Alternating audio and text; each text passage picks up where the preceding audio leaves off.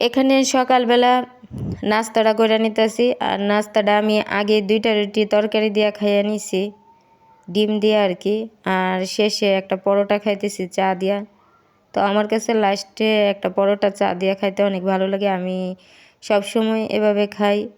আর আমার মতন কে কে এরকম মানে পরোটা দিয়া দুধ চা দিয়া পছন্দ করেন কমেন্ট করে জানায়েন। আমার কাছে তো অনেক ভালো লাগে। আমি সবসময় যখন সকালবেলা নাস্তা বানাই তখন এরকম করি। তো আসসালামু আলাইকুম, সবাই কেমন আছেন? আশা করি সবাই অনেক ভালো আছেন। আলহামদুলিল্লাহ আমি অনেক ভালো আছি। আর আমি কিন্তু একা নাস্তা করতেছি না, সাথে আমার 2 মেয়ে নাস্তা করতেছে। আমরা সবাই নিচে একসাথে বইসা তারপরে নাস্তাটা করে নিতেছি।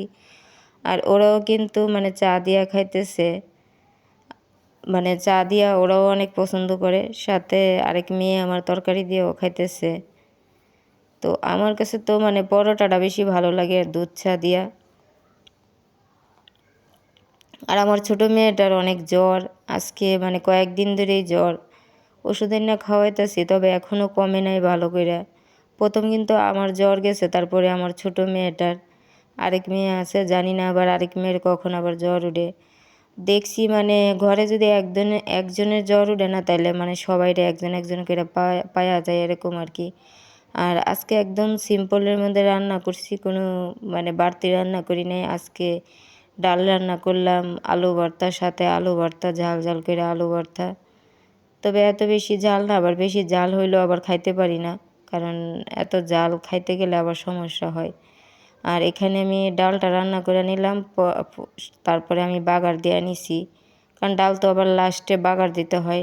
লাস্টে বাগার না দিলে ডাল খাইতে একদমই ভালো লাগে না, বাগারটাই কিন্তু ডালে মজা লাগে। আর এখানে ডিম ভুনা করে নিলাম একটা, আমার 2 মেয়ের জন্য। তো 2 মেয়ে ডাল দিয়েও পছন্দ করে, ডালও খায়। তারপরেও সাথে মানে একটা ডিম রান্না করলাম। আর ডিমটা আমার প্রত্যেক দিনই রান্না করা হয়, এমন একদিন বাদ নাই যে ডিমটা রান্না করা হয় না। আর বাচ্চারা ডিমটা পছন্দ করে, তার জন্য সব সময় রান্না করি, বিশেষ করে আমার 2 মেয়ে। আর এখানে আলু ভর্তাটা বানিয়ে নিতেছি।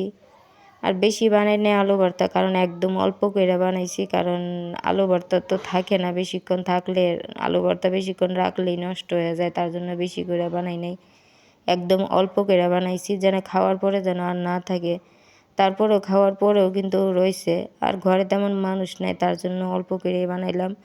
তো সবাই ভালো থাকেন, আমার জন্য দোয়া করেন। ভিডিওটা যদি ভালো লেগে থাকে তাহলে একটা লাইক কমেন্ট শেয়ার করে দিয়েন। আর এখানে মুড়ি নিয়ে বইসা পড়লাম, সাথে কাঁচামরিচ দিছি, পেঁয়াজ দিছি, শসা ছিল না, শসা দিলে অনেক ভালো লাগতো। আর এটা মাংসের ঝোল দিয়া মাখলাম মুড়িটা। মাংসের ঝোল দিয়া মানে মুড়ি মাখলে কিন্তু ওই মুড়িটা খাইতে কিন্তু অনেক ভালো হয়। আপনারা ঘরে ট্রাই করে দেখতে পারেন।